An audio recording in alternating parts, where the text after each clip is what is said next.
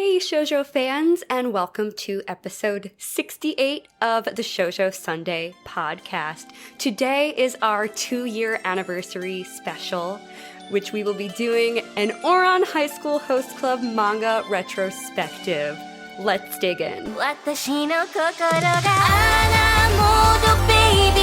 make you more than happy. Brain freeze, go chewy. Handle me.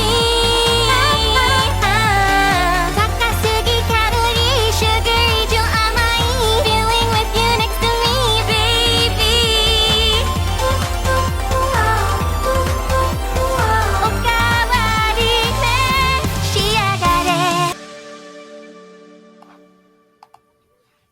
Hello, Shoujo Sundae.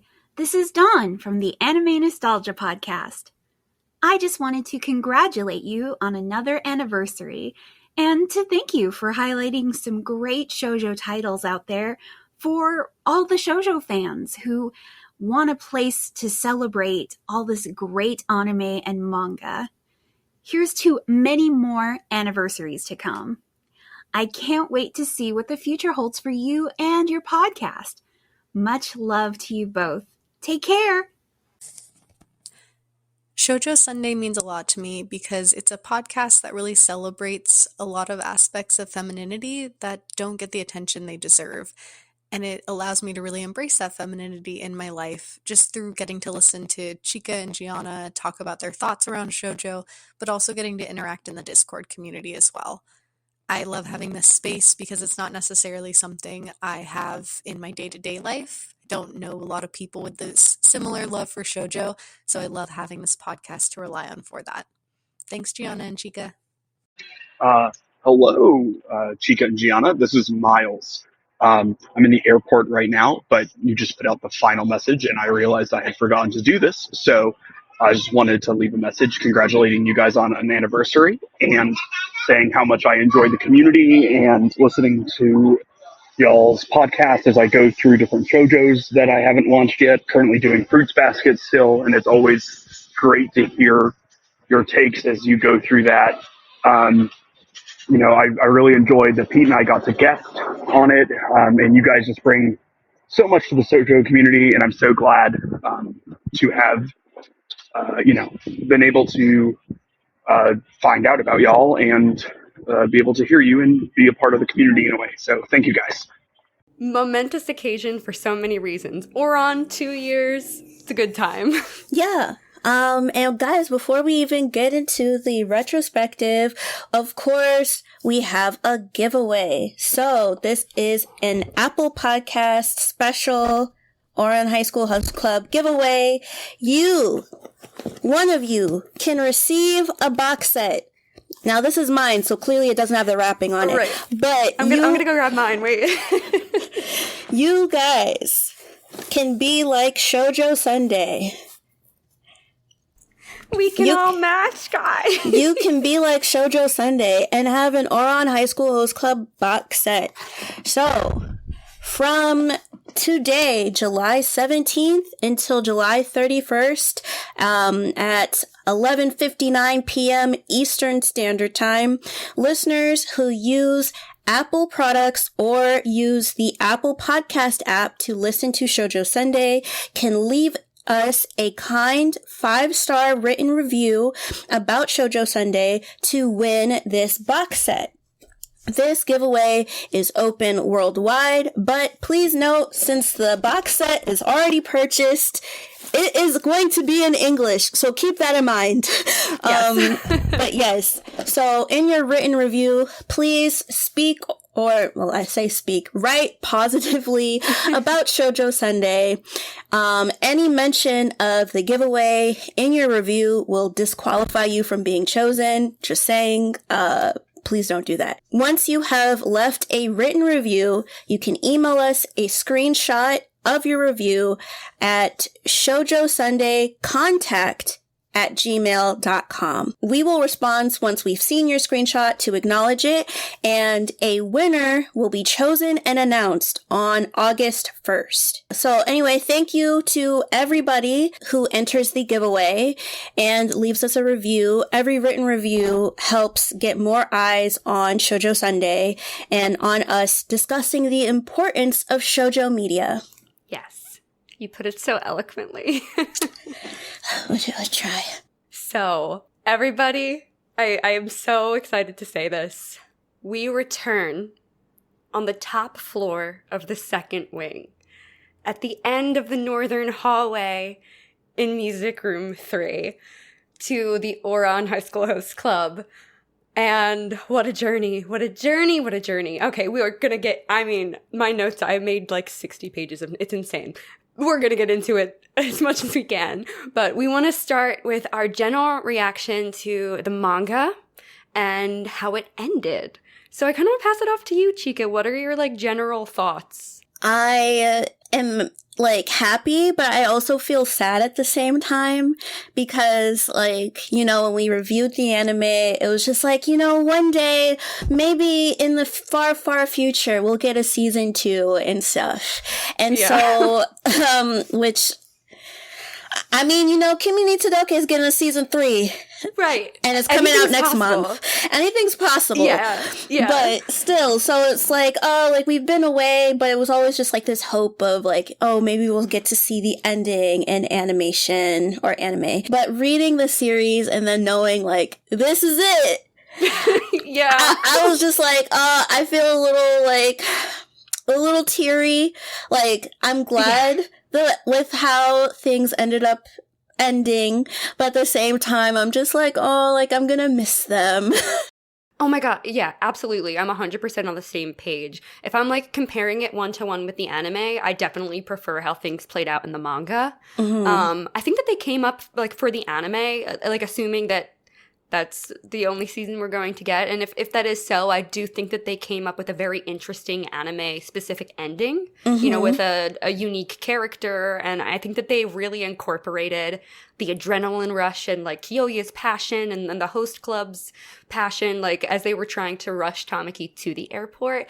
And because that's such a monumental moment of the climax of the story, you know, and I think they were able to incorporate that into the anime for its own ending very well. But I definitely prefer, you know, all the detail and all the, like, character development we got in the manga specifically. Yeah, me too. Bisco Hattori put a nice bow on it. I was like, oh yes. Yeah, there was one thing she didn't put a bow on that I didn't super appreciate, which is the loose ends with Kyoya. I do think he deserved some finality. So he's my boy, so.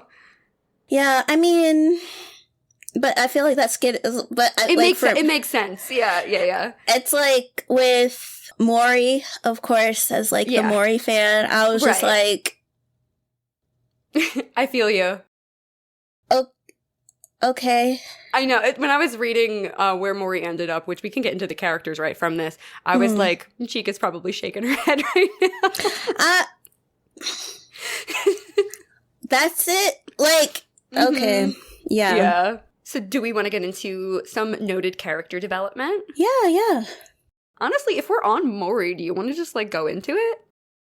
Okay, yeah, so I feel like based off of what I read, because guys, I like read basically from where the anime ended to the end of the manga series. I think he's almost the least developed, if not the least developed character. Yes, I agree. And so for me, that's really disappointing because, you know, when you end up reading the source material, you're going into it hoping that you're going to see more about the character that you like.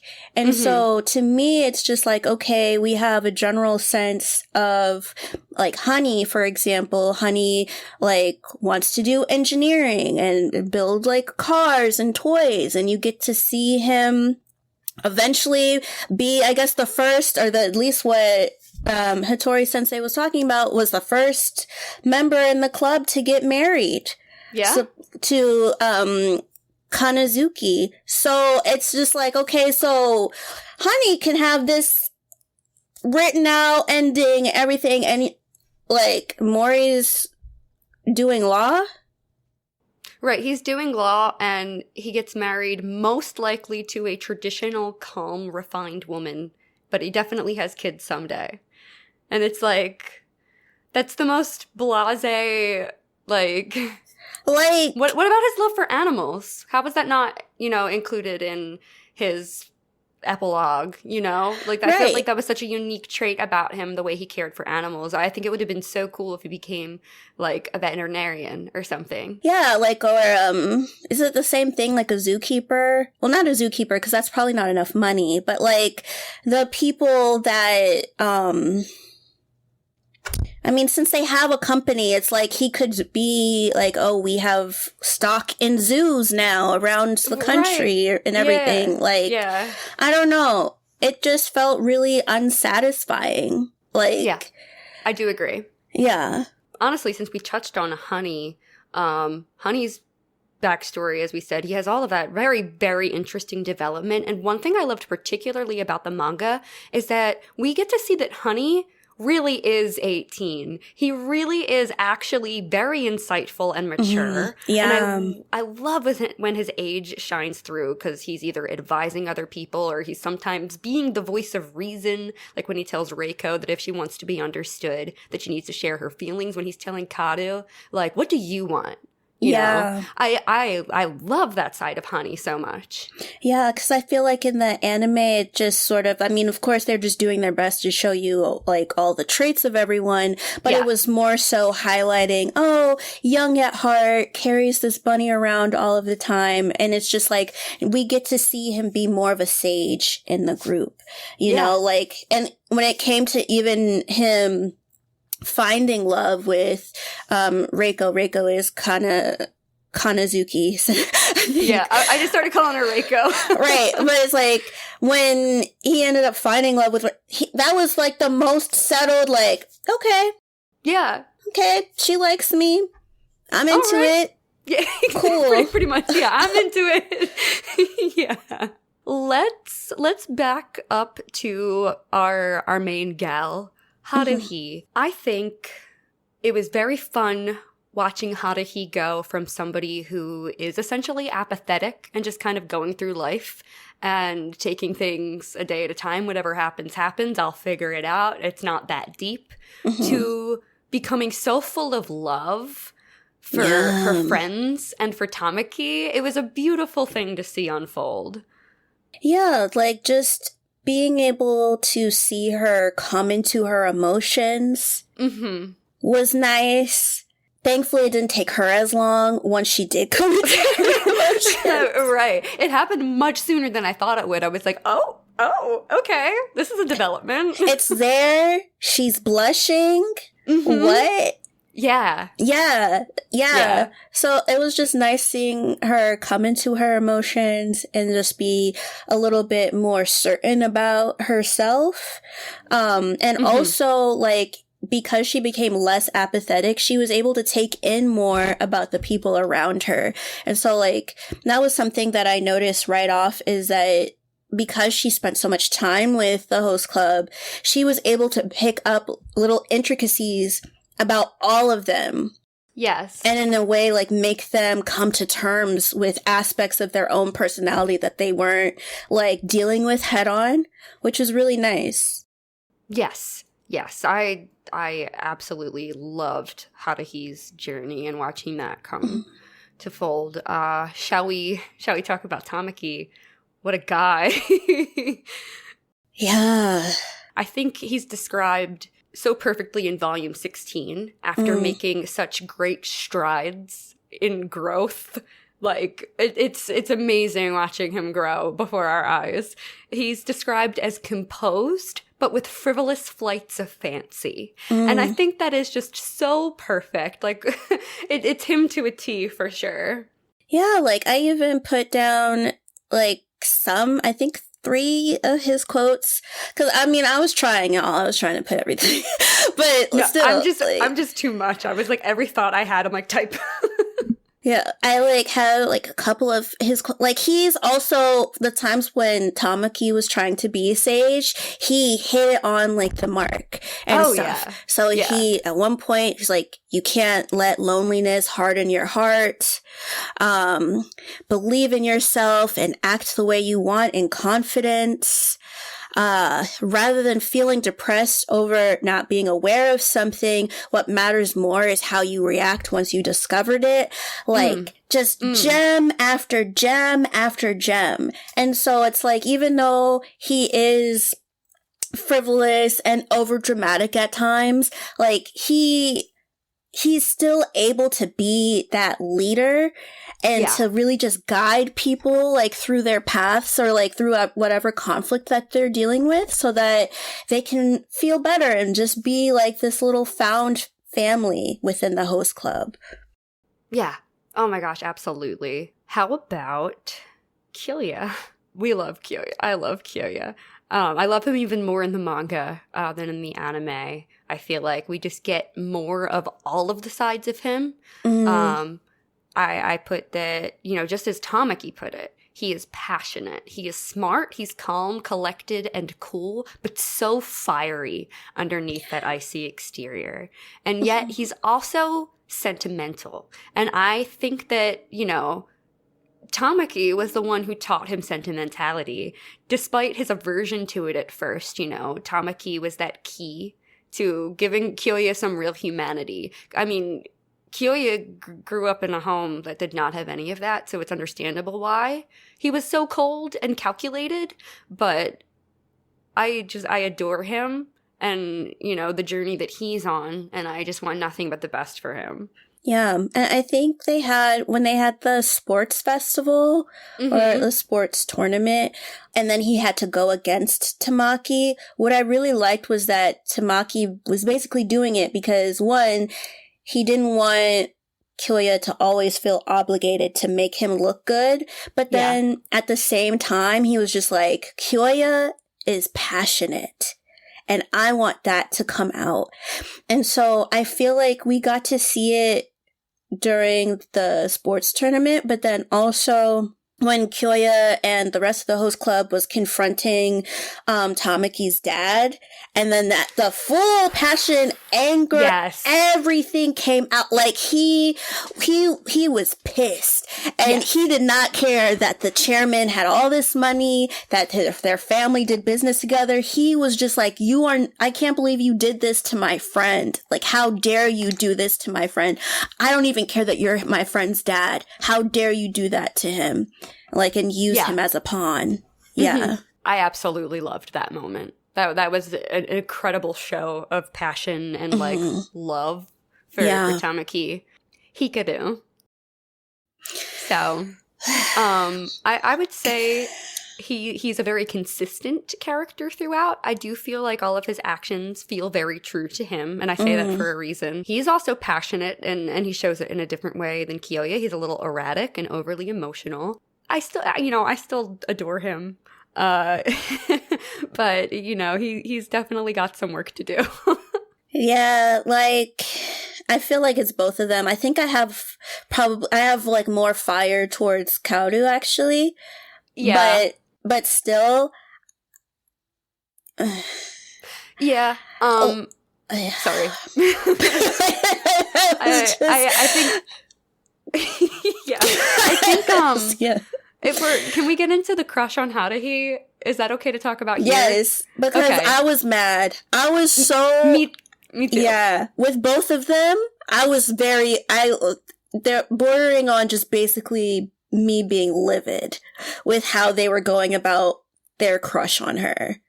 Yeah, I think that it made more sense for Hikaru to have a crush because it was more palpable that there was something more there with the passion he had for Haruhi.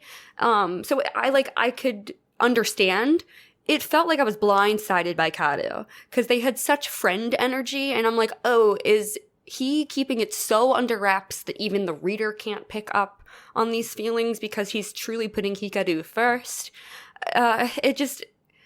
I don't know. I didn't like that Kadu had feelings. Like, that was like a genuine I scream, you scream. Hikaru, I could understand and see, because like, and that was also reflected in the anime. I don't know if it was like anime bias coming through for me, that I was like, oh, I understand Hikaru, but not Kadu. But I just feel like it was developed more with Hikaru, but then yes, I agree. With Kadu, like, this is gonna sound like a weird analogy, but hear me out. Like, when you eat something and it gets in your teeth, and so then you're flossing the area you think that the food is in, but it's actually not in there, it's in another space. That's how I feel about the Hitachins liking Haruhi. Because it's like, oh, Hikaru, that's where the food was, and then where you thought it was, but it wasn't there, was Kaoru. That's like, an incredible analogy. Yeah. I think, there was this conversation that this therapist, I know that he's kind of bigger on TikTok. His name is Shaheem, and he kind of got into this whole thing last year talking about how people pleasing can be manipulative. And I have never seen like it truly be manipulative until I started seeing how Kaoru was moving when it came to, oh, I like Haruhi. Oh, well, I want Hikaru to grow, so I'm creating this scenario that's purposely going to hurt him in order to encourage him to confess, despite both of them knowing that Haruhi, like, if Haruhi has feelings, it's for Tamaki. Mm-hmm. And so, like, it just really irritated me because it's just like, okay, like, I get that y'all, okay, you want to be individuals, and that was a whole thing. That made sense to me. That I did like their individuality, like, actually being addressed and them deciding to support each other but still grow individually. I really did like that development. I liked that development as well. Yeah. I think when it came to the Haruhi part, it was just like, okay, Kaoru is trying to force Hikaru to confess. So he confesses to make his brother confess. But then they both know that Tamaki likes Haruhi. So then now, like, Hikaru was trying to get Tamaki to acknowledge the feelings that he wasn't even there yet. That was a lot. Yeah. And then Hikaru also, at the end, was trying to force Haruhi to tell Tamaki about her feelings. And it's just like, it's not your place, man. It's not your place to do, like, their love story shouldn't have to be on the twins' timeline. No. Like, that's such a good way to put it. I absolutely agree. Yeah. Yeah. Because I like them, but at the same time, it was just like, oh, like, I feel banana split on them because of how this ended up playing out, because I was so upset for when I was upset with Kaoru for the pseudo confession and then the kiss on the cheek, because did you ask her? Like, why? I know it's the cheek, but still, why? Oh, yeah, no, I'm right with you. Mm-mm. Then Hikaru being like, oh, I'm gonna tell you my feelings, don't respond now, even though he already knew the answer. Then Hikaru also getting upset. Like, I think at one point Hikaru was upset with Tamaki for the trauma that he clearly had in relation to his family and why he was holding back on his feelings. Yeah, didn't he just, like, kind of throw the word trauma in his face? Tamaki's reaction to that was very... I have mixed feelings on that as well. Right, yeah. But Tamaki did, like, realize later that, like, oh, no, this was serious. So I do appreciate that.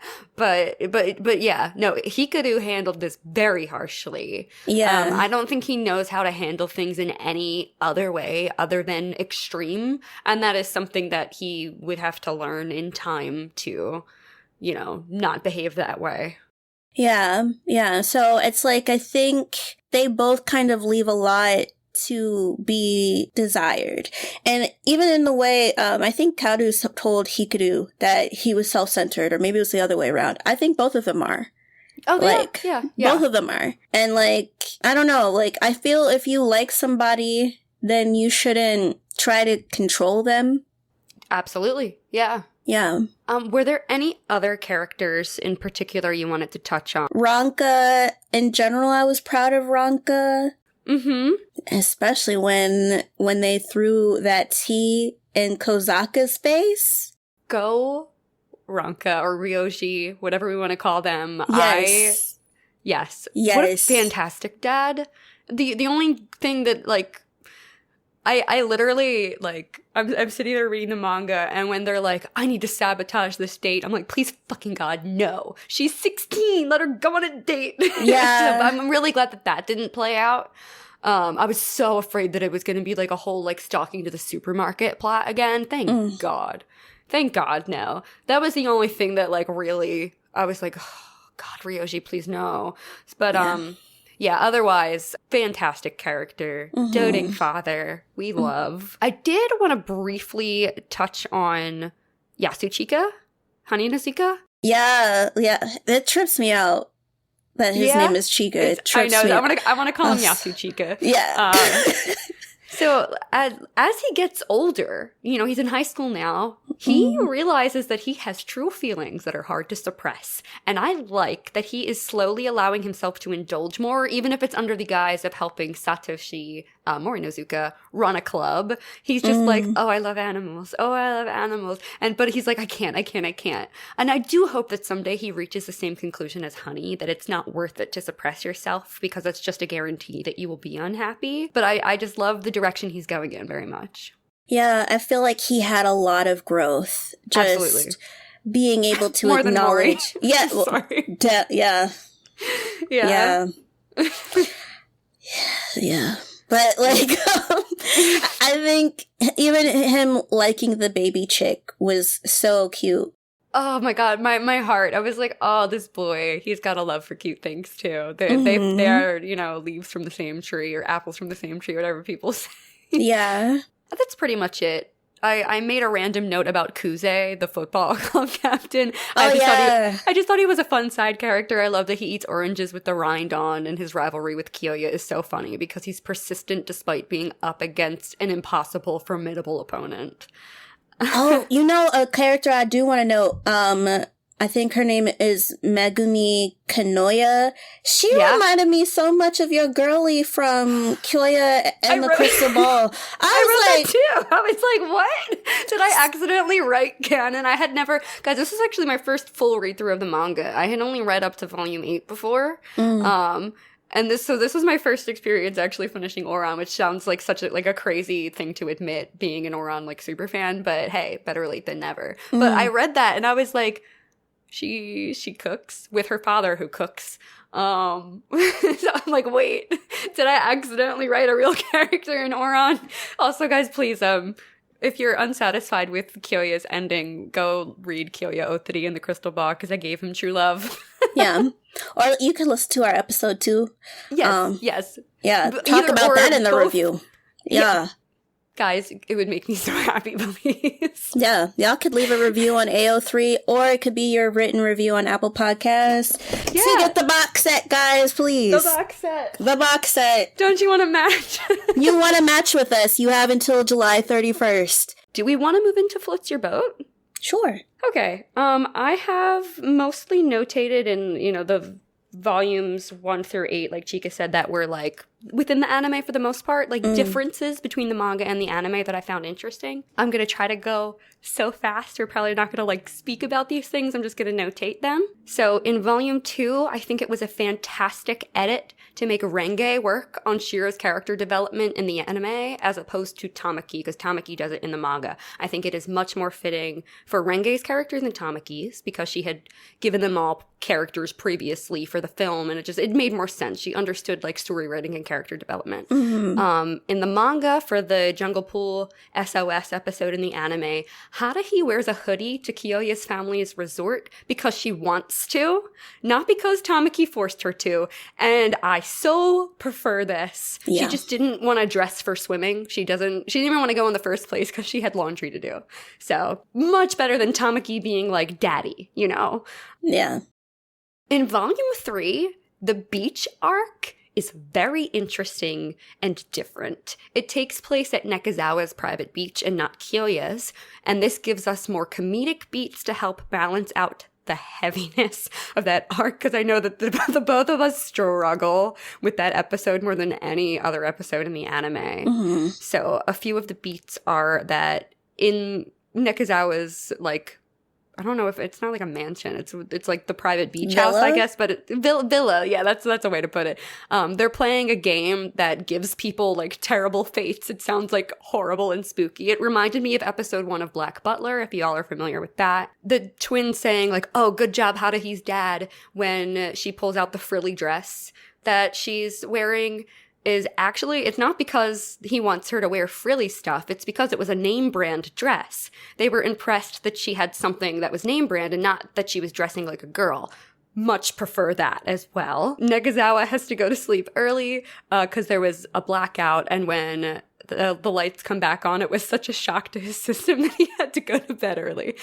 Throughout the manga, anytime Nekizawa speaks, it's in this, like, spooky font, and I thought that was a fantastic touch. I was literally reading it in Patrick Seats's voice. And also in this chapter or episode, his princely appearance, like, comes out for, like, one cell, and it's just glossed over and not addressed. I did prefer in the anime that they waited for Kirimi to reveal that. Mm-hmm. And also, Tamaki had Antoinette the whole time in the manga, which is so cute, so cute. Another thing in Volume 3 is that there's a Halloween episode where Haruhi is cursed by a witch, and it's the twins, doing twin stuff. And in the anime, they kind of meshed that plot and the Test of Courage storyline from Volume 8, like the Summer Test of Courage, into one episode. And I think that they accomplished something really well by jamming them together. It did feel a little bit kajumbled in the anime by jamming them together, because it's like, why is the Black Magic Club and blah, blah, blah, blah. But, I just think, on its own, the curse thing works nicely. On its own, the Test of Courage thing works nicely. Jamming them together worked pretty nicely, too. It was just a fun deviation. It was nice to see. And also, with the Haruhi being cursed by the witch, I thought the twins had such a wholesome motive by wanting to make Haruhi believe she was cursed. It was so that they could actually get her involved in the Halloween activities. It was kind of sweet. A side note from Bisco Hattori is that, she tries to think of gags and, like, write in her head as she's falling asleep. And I was like, me too. I'm like Bisco Hattori. So I had to put that in float you boat. At the Fujioka residence, when the Host Club shows up there, Honey asks to use the restroom, and it's so small that it triggers his claustrophobia. And I wish they left that in the anime. Volume 4, I much prefer Tamaki storming away from Haruhi's house, rather than stalking her to the supermarket with Ranka and the boys, and Haruhi finds him and invites him to go to the grocery store with her. That it's just, like, more genuine that way that he was invited, and it felt better. We also get to see Valentine's Day at the Host Club, and that was cool to see. I felt like that tied in much better with Honey's 3 Bitter Days, because it was, like, around Valentine's Day. It kind of heightened the stakes in the manga, and I'm not sure why they omitted that detail from the anime. In the manga, in that arc as well, the girl that's, like, confessing her feelings to Mori has simply, like, been rejected by him, and she just wants him to accept her Valentine's Day chocolates so she can have closure, but, he can't accept them because nobody's accepting chocolates for Honey. In the anime, this is left ambiguous, as if he's rejecting her because he has, like, feelings for somebody else, and it's implied that it's Honey, and that's, like, weird, so I don't know. I just prefer the manga's clarity on that. During the newspaper club episode, instead of shoveling instant ramen in the corner, as Tamaki's sulking, he's actually eating bugles on his fingers like everybody did when they were kids. I thought that was very funny to notate. In Volume 5, the Haruhi doll that the twins get Tamaki to practice confessing his feelings to is actually just a silly little doll and not a mannequin with a bathing suit on it, and I just much prefer this. We're not sexualizing Haruhi. Yeah. In Volume 6, there's that arc with the race for the Central Salon for the Cultural Festival. I thought it was a very fun concept for an episode. Great comedic beats, with the race and them changing costumes for Venice and stuff like that. And Tamaki and Kyoya having a nice moment. Ouran having a pool on the roof. It's so very Ouran. There's a hilarious side episode featuring the vice principal and them wanting to recreate a soup that was fed to him by someone he met in the mountains as he was collapsing from exhaustion. And it comes into this like whole silly thing of them trying to recreate this soup. Very, very good episode. I would love to see it animated. It was such a joy to read. Sorry for the loud car. So that was fantastic if you read the manga and you know what happens there. We meet the little brothers, Satoshi and Chika, in Volume 7. Love them. And now we're on to Volume 8, if you would like to. I'm so sorry. If you would like to chime in. I'm trying to go quick. I'm so sorry. Okay. I don't think I started notating this happened in volume stuff until the later, volumes. So, I'm the opposite. I stopped later. Okay, I think the first thing I have is I kind of like that the new gag for the twins and Kyoya is thinking about just how stupid Tamaki is for not acknowledging his feelings for Haruhi. Yeah. And it's like everyone just starts getting pulled into it. Like, we meet May thinks the same thing. It's just, all of these people are just like, wow, he is so dumb. Right. He's like, how could he not realize? Yeah. I think just seeing the twins become individuals, but we already sort of talked about that, was just nice overall because, I get it was a coping mechanism, but it also wasn't really healthy. Yes. Yeah. And there's then, a balance. Mori taking care of small animals. I thought that the chick that turned into a hen because, time. But the chick, or was it a hen? No, it was a hen because roosters' tails look different. Okay. The hen and then the tanuki, that was so cute. I loved, so cute. The tanuki was just trying his hardest. Oh, you gave me rice balls. Here are yams. Yams everywhere. Yeah. Here, oh my gosh. there. It was just an episode of a tanuki causing mischief. It's so good.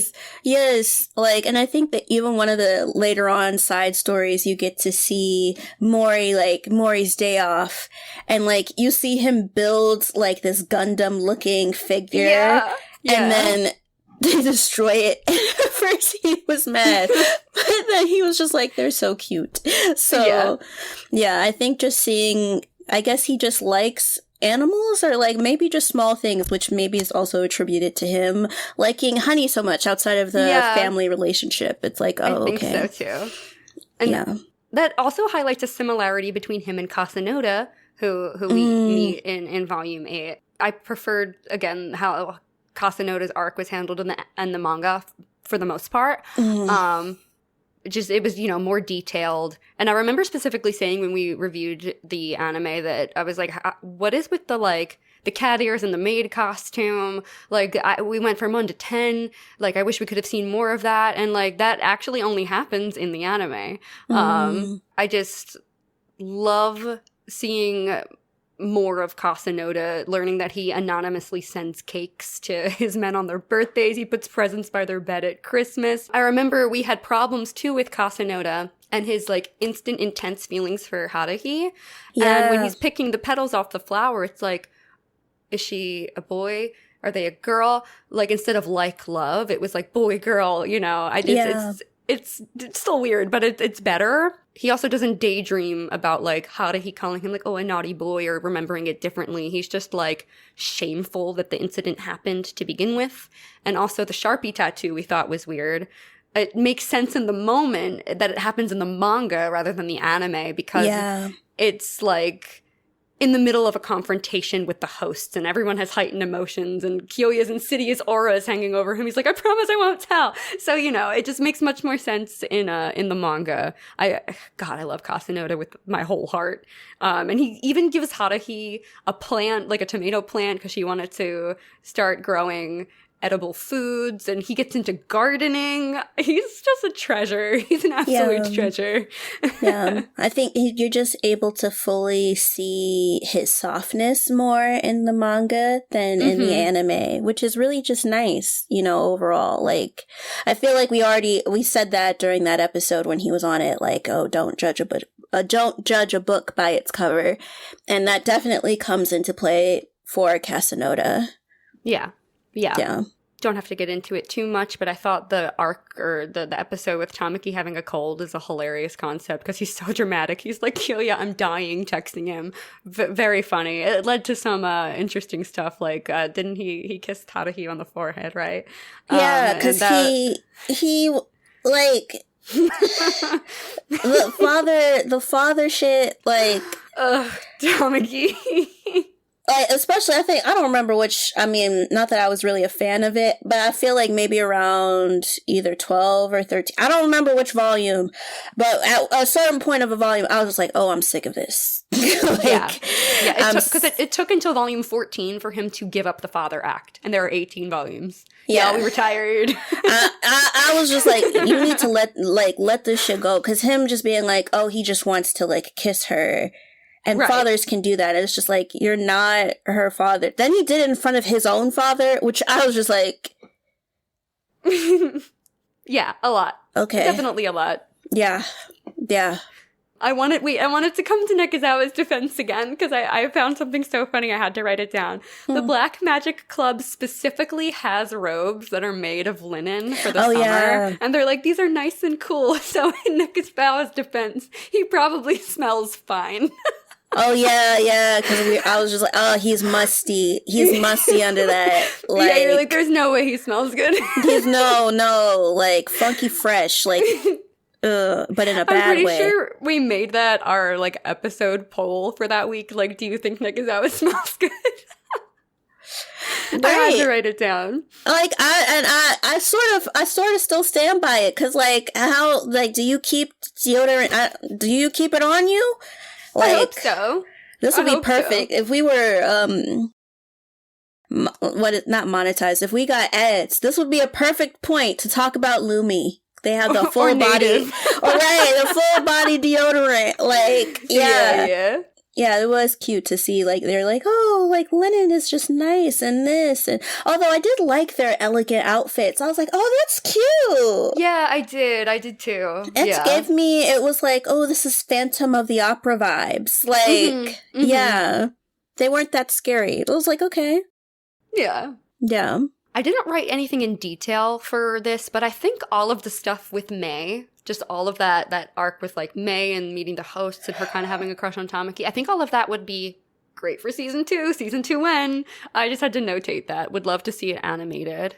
Yeah. Although I didn't like, I will say that was, like, one of my dislikes. I didn't like May dead naming her dad. I have, like, a dissertation on homophobia in Hot Fudge. We could get to it. That was one of the things that stuck out to me about her. But I will say in Float Your Boat, I like that because she gets close to Haruhi, that Haruhi's able to have that feminine, like, feminine presence, but also just, like, a friend too that is her age, that she can, like, go to about these sort of things. Yeah, like boys, you know. Yeah, because she's at school and she's pretending to be a boy. She's always surrounded by the host club, and it's just like, okay, who is the feminine presence in her life? And it's May. And so I did like that she added to her Haruhi's life that way. I do too. The next thing I have is that Kyoya wants to find Tamaki's mother while they're in France so that he can reassure him that she's okay. That is major. That's like, he's getting himself into a dangerous business doing that. Like, Kyoya is so incredibly loyal and such a good friend. Yeah. That made me a little emotional because I was just, because you knew, I feel like he knew that even though Tamaki wouldn't seek it out, that he would want to know how his mother is doing and stuff. And it also just led us to have more questions. Because it's like, oh, well, if she's healthier, what's tea? Like, why is she healthier? Yeah. I mean, God, I was trying to figure it out the whole time. I'm like, what's going on? Oh my gosh, what a fantastic reveal later, though. Oh my god. Yeah.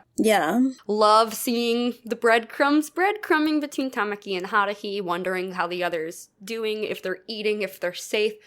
love that. And just randomly worrying about somebody. I mean, I would worry, but I feel like I mentally shut my brain off if somebody's like, I have diarrhea. Okay. Oh, no, that's not what I was like. Oh, never mind. No, I meant in general, because it's throughout. It's throughout. Yeah. They're wondering if the other's okay. But oh my god, I literally wrote like, Kyoya needs to stop telling people that Tamaki has diarrhea. Like, he needs to stop. Like, why?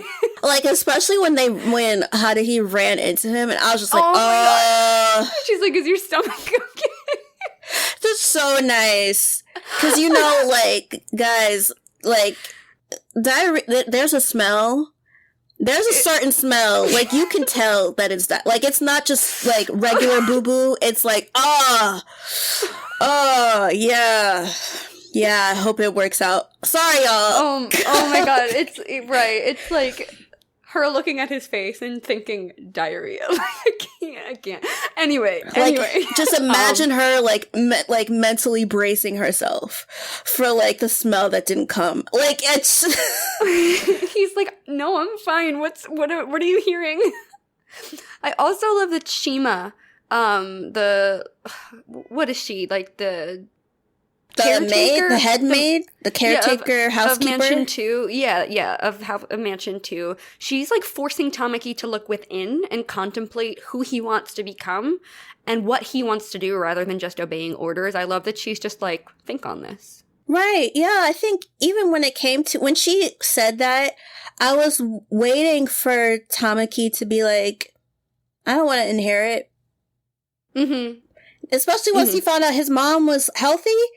It's like, oh, she's healthy? Yeah. Listen, and the grandma, it's been how many years and she still doesn't accept me? Good luck with your company. Because, like, I was waiting for it. It didn't happen, of course. But I was thinking when Shima said that, I was like, oh, factor in Haruhi being in the picture and then Tamaki having feelings for her. This is going to play out just like how it played out with Tamaki's dad and mom. Mm-hmm. Because I was like, oh, the grandma's never going to accept Haruhi.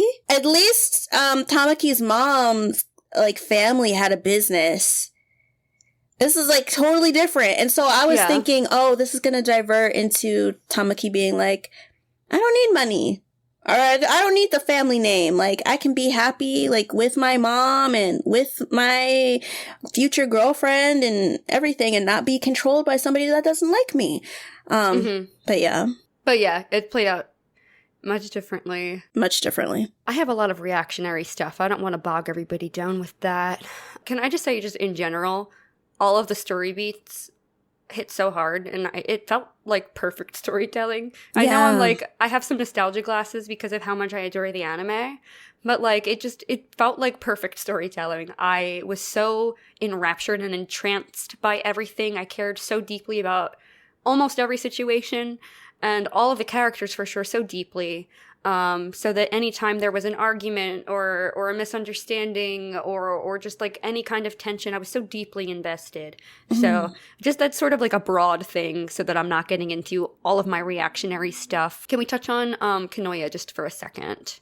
Yeah. I just think as a concept, again, going into the storytelling, I just think that is a fantastic episode concept. It is the theater of Tamaki's mind version of Haruhi in real life, and it further solidifies his feelings for Haruhi when he meets the quote-unquote ideal version of her. And it also got Haruhi thinking about Tamaki, where his heart is at, and their compatibility. I was waiting for Kanoya to be like, oh, I was a plant by your grandma. Like, Right. I almost thought it was going to be like the Eclair Tonnerre situation from the anime. I was waiting for the thing to happen, the shoe to drop. Yeah, because I was just like, because especially with Kazoka just being around so much, I was just like, Kazoka noted what he liked, knows all this stuff about Haruhi, and, if she got with Tamaki, they're the same status, and then that means that her family wouldn't have to break up. I was waiting. It didn't happen. I think the story still ended up fine, and I liked Kanoya's overall impact, but I was just like, is this gonna happen? Is it not? Yeah. To save us a lot of time, All of the build-up and cute, embarrassed moments between Haruhi and Tamaki as their feelings are growing for each other are perfect and wonderful and such a joy to read. Yes, yes. Yeah, instead of going into specifics, like truly just, mwah, chef's kiss, fucking great. Yeah. So loved it all. I love that Haruhi eventually, this is just towards the end, when they break into the main house, when Tamaki's main house or main mansion, and then she starts pulling his face, and it's just like, why are you, your dad, and your grandmother all so stubborn? Oh, you all are stupid. Why don't you just talk to each other? It's just like, why don't you just talk to each other? That's like us when we're reviewing stuff sometimes. It's like, have a conversation. I love it. She, again, grounds us in reality. She's our anchor in this crazy world. Yeah. I did like, we'll get into it later, I actually did like the plan. Maybe that will be an unpopular opinion. No, I agree. For other people. The chairman's plan? No, I was so liked afraid it. you were going to be like, thank God. No, I'm right with you. We can talk about that now if you want. I only had a couple random little floats your boats left. Other than... Yeah, because it was just like me, I just have the airport, the club being back. Yes. Fountain. Yes. First date. Yeah. Those were like my last things. Pretty much same. I had a couple random side notes from Bisco Hattori as well. Her blog is still up. I checked the blog link that she put in the side. It hasn't been updated since 2016, but I can put it in the show notes if you want to like go read it. Yeah. Mori and Honey's duel was fun. I thought it was very funny that it ended by him just like plopping him outside the ring. Very good. To get rid of Bun Bun. Yeah. Yeah. I also think it's kind of cute that Bisco was drawing Millennium Snow characters in some of the free pages, and she was, like, apologizing, like she wasn't allowed to do that, and it's her manga. She can do whatever she wants. So I thought that it kind of makes me want to read Millennium Snow. I thought that was funny. Yeah. It's, like, 2 volumes, I think. Oh my god, I need to pick it up. That's gonna happen. It's gonna happen. Yeah, we can get into the next thing I have is the chairman's plan. I put... banana split, to be honest, because it's messy, but it still kind of floats your boat, is what I wrote. No, I was like, oh, this is floats your boat because fuck the grandma. Like, oh my god, I literally wrote in all caps, like, when the reveal happened, the chairman was trying to secretly overthrow his mother. We stand, we love, we support. Like, I'm there for it, honestly. Yeah, because everything that she did, how she separated y'all, how she was manipulating everybody's towards the end, everybody's life. Oh, fuck her for real. Like, I put like, dang, that bitch got served. Even the shareholders said bye, Felicia. Yes. Goodbye, because I did not like the random redemption at the end. I was just like, this is not for me. Like, I know that they had Tamaki being upset, like, because he idealized having his whole family at a kotatsu together. Yeah. But I just, like, I feel that that's also a product of his upbringing, is, like, this lack of self-love. Because let me tell you something. You could be my blood family. You give me that much trouble for years, after a certain point, I'm finna cut you off. I don't really care. DNA, whatever, I'm gonna cut you off, because why would you make somebody's life a living hell and then you still want them to be what type of acceptance are you really gonna get? You know, like... Right. Yeah, I mean, I was trying to see this from all perspectives, but I don't think there was any way that Tamaki's dream of uniting his family was going to happen without these kind of drastic measures. Like, she dictated everyone's every move. Yeah. Like, to Haruhi, being like, oh, get out of the country. Right. Kozaka, if you don't do it, you're gonna lose your legal license. Yep, I had that shit down in Hot Fudge Ice Cream You Scream for sure. Like, and determines, like, I did it for Tamaki's sake. And even Kyoya kind of trips up in his response when he says, no, you didn't, sir. You did it for your own sake. You lived under the oppression of the director longer than anyone else. I put in bold caps, oppression. This is why I don't think what he did was wrong. And then I was trying to look into his perspective. He was in a loveless marriage. He turned a blind eye to his wife taking lovers that was left out of the anime. It made him look like such a bad guy. Yeah. And I guess his wife taking lovers was okay by the grandmother. But when he fell in real love, it was a problem. I mean, like, I guess a child complicates things, but he did go through the divorce, to try and teach. Right. He tried to make it right. Yeah. Yeah. He did try to make it right. It's like, okay, Tamaki is illegitimate, but it's not that bad. Like, it's not like, oh, he was married and then had, like, the baby came. Like, no, he was already divorced at that point. Yeah. So, to me, because, I mean, the way that it was, I was getting mad enough that after a certain volume, I was just like, why don't you kill her? Like, that's really bad. No, she got, I almost wrote she's gonna be dead soon. Like, y'all are in this grand mansion. There are stairs everywhere. It's not that difficult. Like, does the staff that prepares her food also hate her? Right? Cyanide. Like, oh, y'all, I mean, I'm not so violent. Why is it always the old ladies? I'm not advocating. Please don't kill elderly people. You can just go no contact with them. Like, but like in this situation, I was mad enough that I was just like, kill her. She has you fucked up. Like what are you waiting for? Like, yeah. As much time, like, cause he was all oppressed. I mean, I guess it's familial love that you ain't finna do it, but he could have been like got her kicked out and everything, because I'll be damned, you have my kid living in a separate house from me, you bring him over, you're isolating him to the point where he can't have his friends, he can't have his dog, he can't have the staff that has been with him since he was a child, he can't have his club and everything, and then now, like, what? Right. Someone says to Tamaki, I forget who it was, I don't know if it was someone on the staff, they're like, your father conspired to leave your grandmother alone with no support while he publicly fired her. I was like, okay, and? She did that to Tamaki. That's exactly what she fucking did to Tamaki. And, like, okay, so now your dad's standing up for you and you're mad? Yeah. Yeah. To be honest, the Kotatsu thing, I know that they made it happen.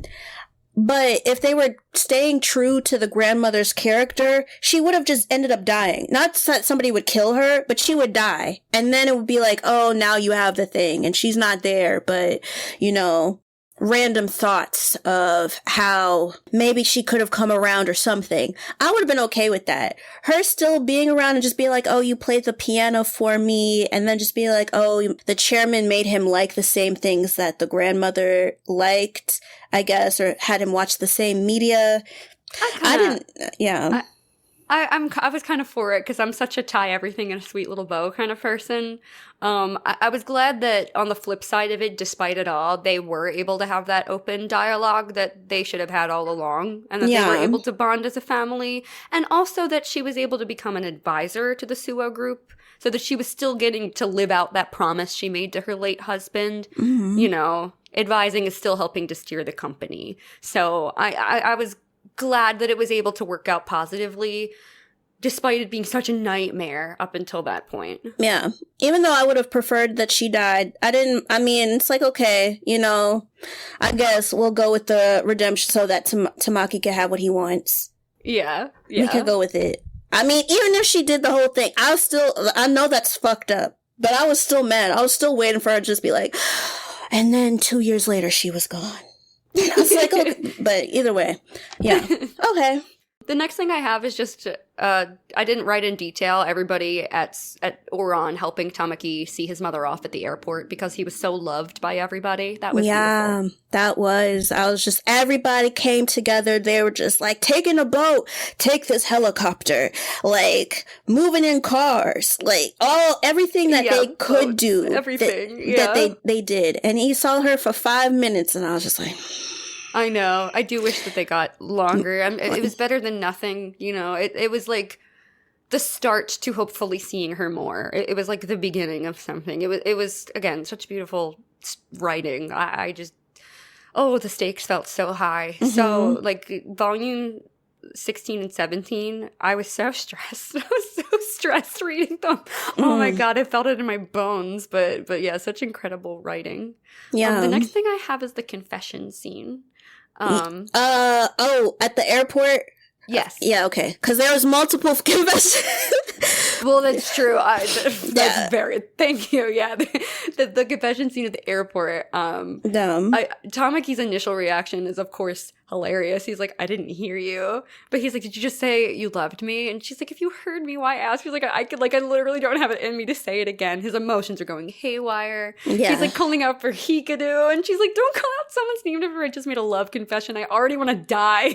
Yeah, it's so relatable. Like the way she talks sometimes, like that absolutely killed me. But her like backtracking almost made me throw the manga across the room though. And she like tried to like be like, "No, I didn't say," and she's like, "I can't decide if I love you or not." But like, the bold kiss, Tamaki. Oh my God, did that clear things up, because that did not feel wrong.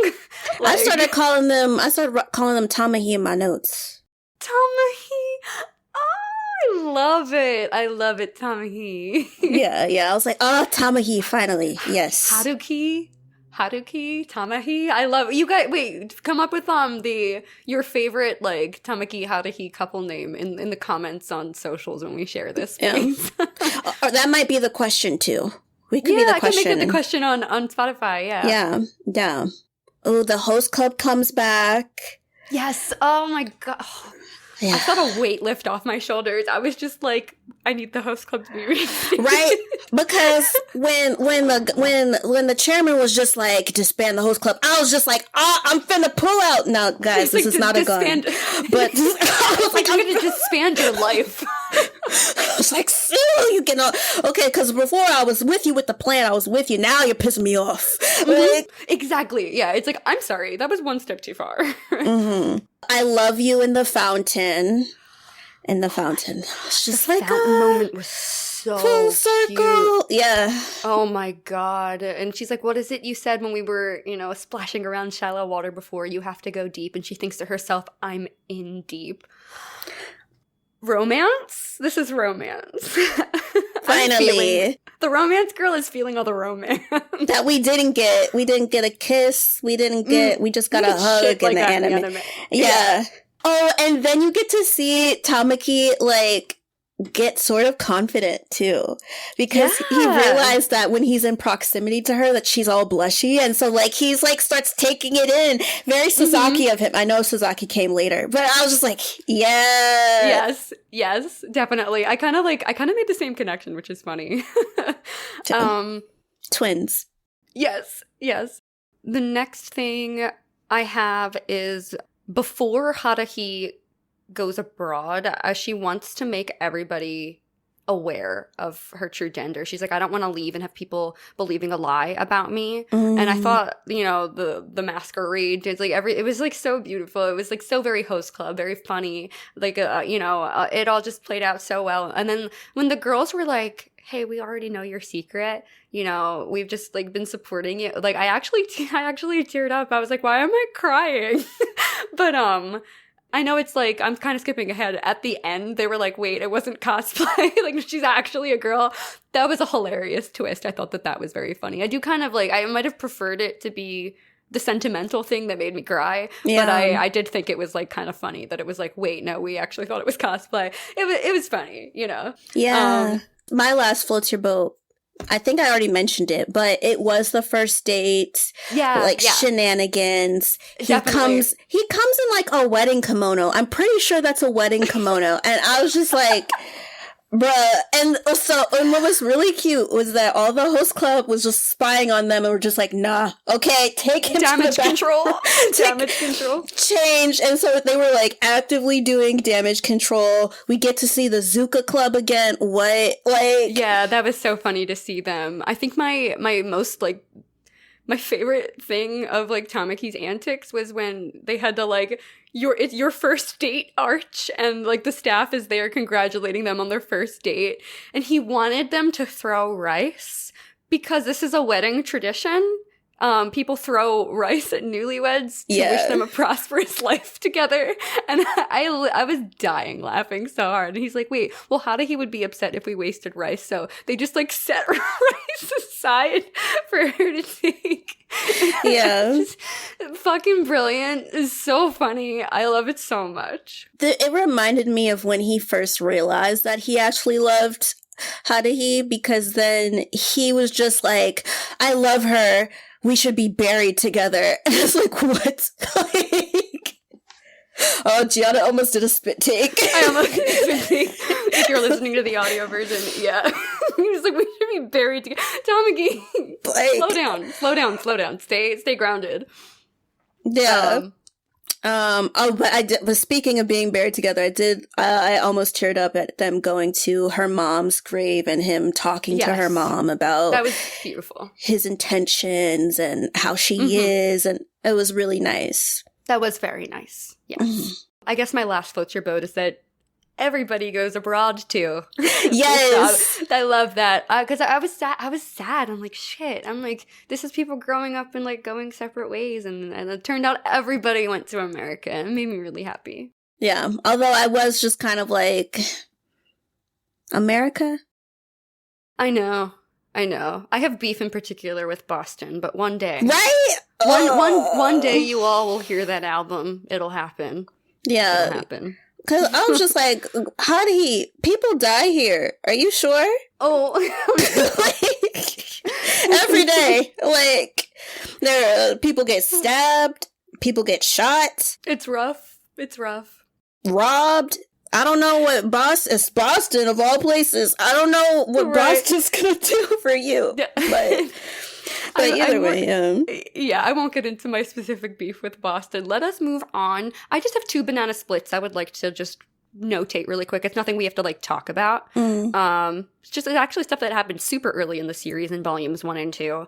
In volume 1, instead of addressing everybody as the homosexual supporting cast, Tamaki calls them sexless. So I guess it's the asexual supporting cast, which makes more sense when for my own interpretation anyway. I interpreted it as Tamaki saying, well, you can't have feelings for Haruhi because you guys like men. So like she has to be all mine because you couldn't like her. So like saying asexual is kind of like saying like, well, you have no feelings for anybody. So only I could love her. So I felt validated in that a bit. In volume 2, during the twins fight episode, they dye their hair pink and purple. In the anime, it's pink and blue.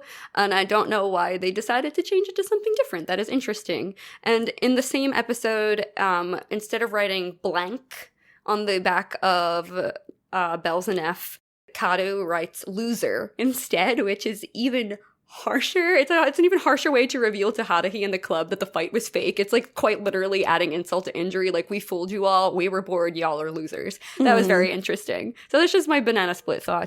I don't know how much we have to. I did have an obligatory rocky road of Tamaki's mother situation, but I don't know if we really have to go into that. It is very sad. I feel like we've touched on it. We don't have a lot of time, so I think we can gloss over that. I did just want to notate one time that I had to take a moment because I was actually crying after episode 76, which I think was volume 17. Well, it was when they just kind of had to accept that Tamaki would reunite the host club someday. Yeah. It was that page where it said, all of us will go on secretly holding the same feelings in our hearts. And so the Ouran host club was no more. They don't know how long it will take, but they trust in Tamaki to never give up on them and do everything within his power to reunite the host club back together. They are just as much his family as his grandmother is, but first he needs to get her to understand. He doesn't know how long it will take, but he's determined to make it happen. And I'm just crying. Crying into my book.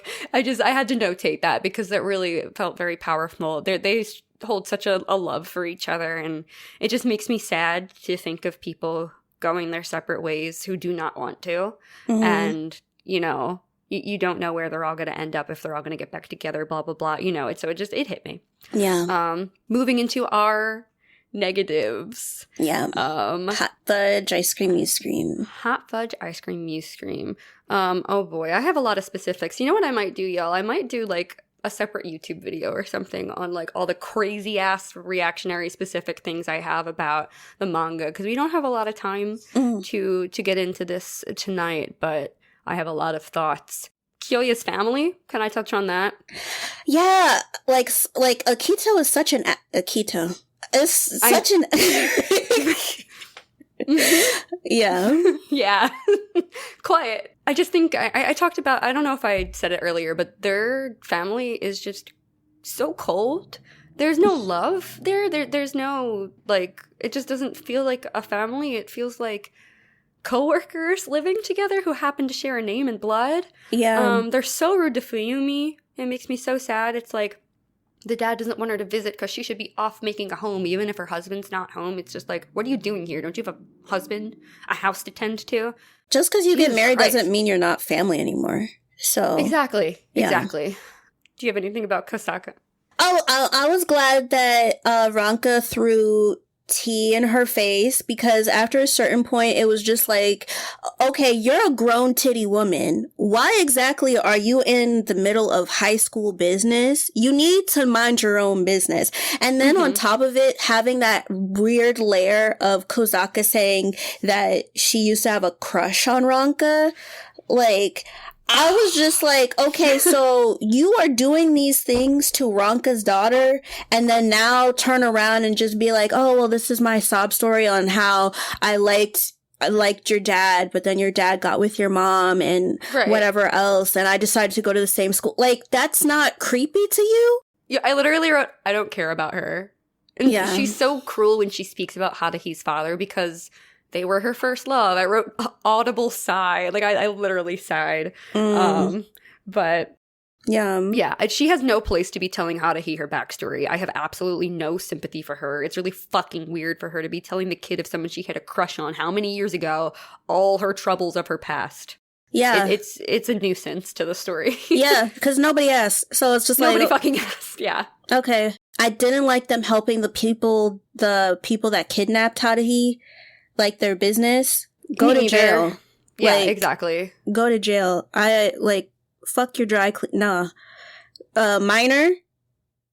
Like, no. Right. Yeah. Yeah. We already talked about Tamaki's grandmother. I don't know if we need to... I mean, other than the fact that I wanted her to die, I really don't have anything else to say. Yeah. I think I actually said all of my points about her already, so just basically fuck her. Yeah. I did sort of get where Kyoya... it was ice cream, you scream for me. I did understand Kyoya saying that the chairman used Tamaki as a pawn.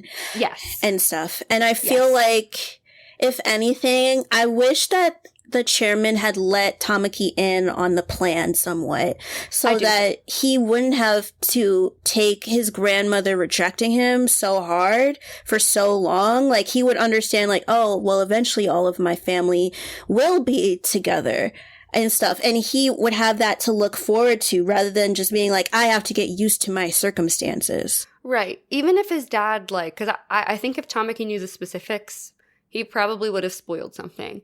Even if his dad just said, I'm working on it, it might take some time, just trust me, it's all going to work out. Yeah. If he could just have that to hold on to, that would be good.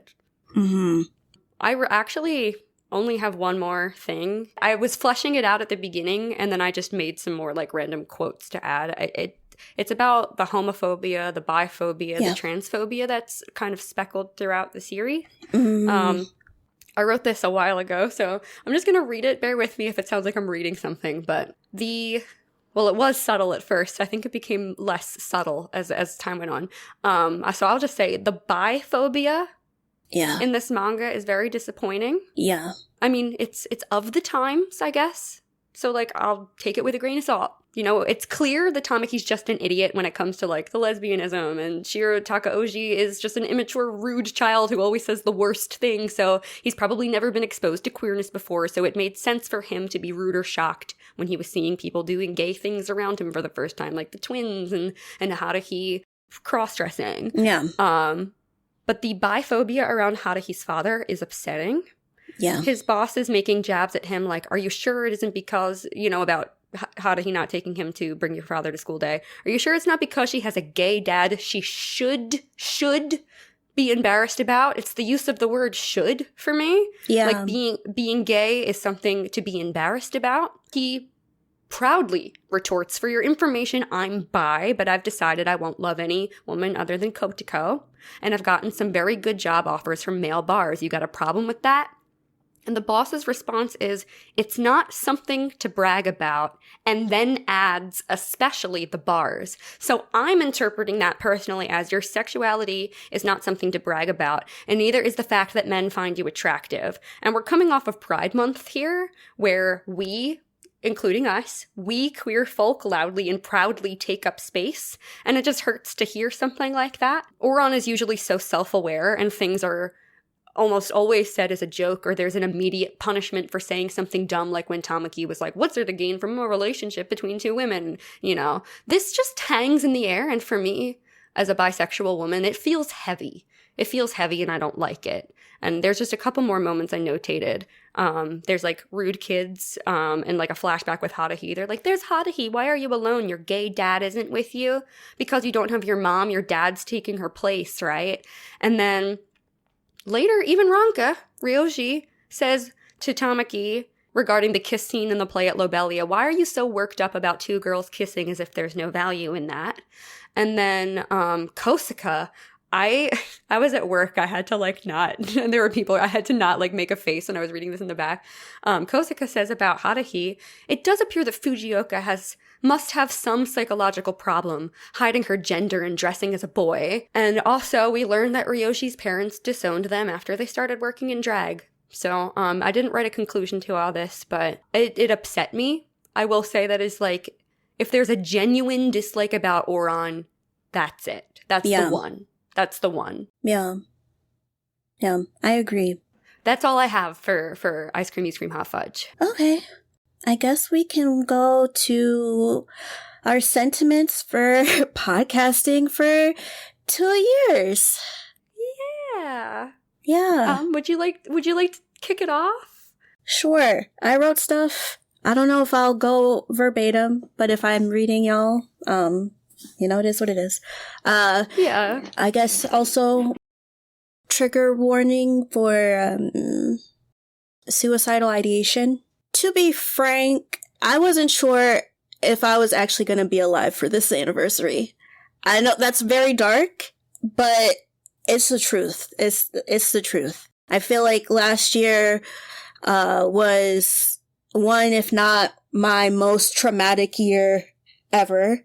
And while I'll say that it's mildly gotten better, it still feels as if I have been dealing with more losses than wins. When we say that we put everything into this podcast, please believe that we do. Even in my like darkest moments, to times where I wasn't even sure if I was even gonna talk to Giana. I was still trying to write notes and to, do what I can and push our podcast and get the GIFs and artists and all this other stuff. You know, like I was doing whatever I could to try to get my mind away from where it has been. And so we put so much heart and effort into this podcast. So guys, I mean, you came to basically to the end of this episode. So honestly, please share our work. Like, share it on social media. Join our Discord community and engage with us about our episodes in our podcast discussion channel. If you're able to, join our Patreon so we can go back to being weekly. I know we're weekly this month and we usually are for our anniversary, but it would be great to be weekly all of the time. And just a couple more patrons would make that possible for us to get the editing help and stuff.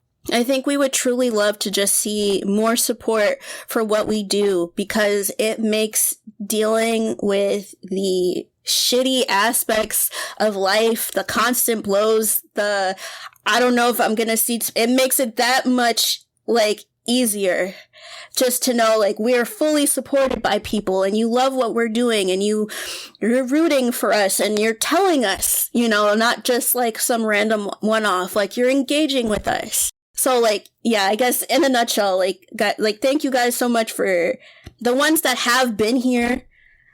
We love you guys. Thank you guys so much for supporting us. Please continue to support us. Please continue to engage with us, because it makes things easier. And I don't know how else I could say that for you. Yeah. Sorry, I live near more traffic, so if there's stuff you're hearing in the background, I apologize. It's definitely been a hard year. Chika and I have been going through it in a multitude of different ways. I'm sure you've seen my apartment journey on Twitter, and that is still definitely ongoing. I'm in a new space, but I might not be for a long time, or, might not be here for long. That's a whole other issue. We'll get into it on social media, perhaps. But the Shoujo Sundae has definitely been like a refuge and a focus and a grounding point for me as well. And I'm just so grateful. This year I got to discover Sasaki and Miyano, which has like changed my brain chemistry. Not that coming off of Oku, I guess specifically, kind of reminded me how much I love podcasting and stuff like that. I wish I had written something down so I could say something more eloquently. The one thing I wanted to touch on a little bit is that podcasting has been a part of my confidence journey, which is we don't have time to get into the whole thing very much, but my confidence is something that fluctuates. I was an overly confident kid, and I lost that along the way, and I don't know if it was due to external sources or internal sources or a mix of both, which is probably, the mix of both. And part of the reason why I started the podcast, which I don't know, I don't think I've ever told you this, Chika, is I find myself very socially anxious. I find myself very introverted. And I, can go into my shell and stay in my shell and not want to talk to anybody. And I wanted to force myself to talk to people and maybe relearn how to talk to people and like hopefully make a friend. And I feel very much that I did make a friend with you. You've been there for me this year so much, and we've grown so close. And like for me, this feels like our 3-year anniversary, because technically it is. Yeah, we've been friends for 3 years next month, so it feels like our 3-year anniversary as we're recording this. But I'm just equally grateful for you and all of our podcasting, community here, like everybody in our Discord server. I love talking to you guys on the daily. It really brightens my day, especially that pod discussion channel, to hear you guys engaging with us, and it makes me feel like I'm connecting with people. Because like I said, I get anxious, so it's easier for me to do that online, and I really just appreciate having the space to share in this wonderful thing with you all. But I'm just really happy to be doing this. This really kept me centered this year, and I can't wait to see where the next year takes us. We're probably gonna be a little more relaxed and like chill, which I'm like kind of looking forward to. Us just kind of like chilling out a little. We went gung ho this year. We're not like not gonna go gung ho. We're just gonna go gung ho in like a different way. In a different way. Yeah. I'm just really grateful to have the space and that we're doing this, and it's just wonderful. And I think that when it comes to us, like you guys, I know that it's been hard on the both of us, and we've talked about it on social media. And I know, at least in my experience, I have experienced people being fatigued by my obstacles, which is like, girl, like, I'm telling you, I would probably wish it on my enemy, because, I need to be a better hater like Kendrick. But still, despite the fact that both Giana and I have been going through a lot of things, we've still been able to accomplish, like, so much stuff. Mm-hmm. So much. Like, I'm so proud of us. Oh my God. I mean, simply putting the episodes out is just like pat on the back, but it's like we interviewed Ryan Colt Levy. We talked to Pearl Lowe about Wheels and Roses. Paida. I mean, of course, Paida is like more of a staple, but still, because Paida is so big now. Paida, like, we have our plans and stuff coming up and everything. You'll see. Mm-hmm. Soon. We got some stuff cooking. Yeah. So, like, we've been able to accomplish so many things. So, guys, like, don't take us having a bad time or us being down about life and what's been dealt to us, I guess, as, oh, like the podcast is going down or whatever. Like, that's not the case. Like, actually, on our worst day, we're still doing very, very well, like, podcast-wise. Yeah. So. Yeah. So, don't count us out. Mm-hmm. I think that brings us to the end of our 2-year anniversary episode. Oh my gosh. Thank you all so much, not just for listening to this episode, but for being part of this journey with us. Whether you've been here since Maid-sama, or you started maybe when we covered Ouran, or you're brand new. Thank you so much for being a shoujo fan. Thank you so much for entering our ice cream parlor and digging in with us, and hopefully you stick around with us for a little while longer. Yeah. So, before we head on into our outro spiel, we just want to give a massive thank you to all of our wonderful patrons. If you want to see what we're doing on Patreon, we got Licorice Live Action, where we're reviewing live action stuff. And then we have our Shonen Sunday. Yeah, we're doing Frieren. We're covering Frieren, so head on over, join the whipped cream or the hot fudge tier respectively for those. But huge shout out to our patrons who gave us the ability to go weekly this month, starting with our Sprinkles patrons. Thank you so much to Pete, PJ, Akemi, and Miles. Thank you so much to our wonderful whipped cream patron, Mark M. And thank you so very, very much to our hot fudge patrons. We've got Aaron, AJ, Mackenzie, Mark D, and Mary. Thank you all so much for being our patrons. We love you so much. Thank you. And y'all, don't forget the giveaway. You can be like Giana and Chika and have an Ouran box set. Yes, you can look at it. It's so pretty. It's so nice. Okay, 5-star review on Apple Podcasts for Shoujo Sundae. Do not mention that we're having a giveaway in your written review. And we'll let you know August 1st who won. Yes. All right, y'all. Well, if you would like to keep up with us during the week, you can follow us at Shoujo Sundae across all socials, and that includes Blue Sky and Threads. If you would like to keep up with us individually, my name is Gianna Luna. You can stream my song Twilight Champagne on any music platform, or you can follow me at Gianna_Luna_ across socials. That is Gianna with one N. On Blue Sky, there is no underscores. How about you, Chika? Yeah, you guys can find me on our Discord, which is in our link tree. You can also find me on Instagram and Blue Sky at Chika Supreme, and that's Chika with a K and not 2 C's. All right. Thank you so much for tuning in, and we'll see y'all next time. But for now, the doors to Music Room 3 are closing. We will see you then. See you. See you then. Bye. Bye.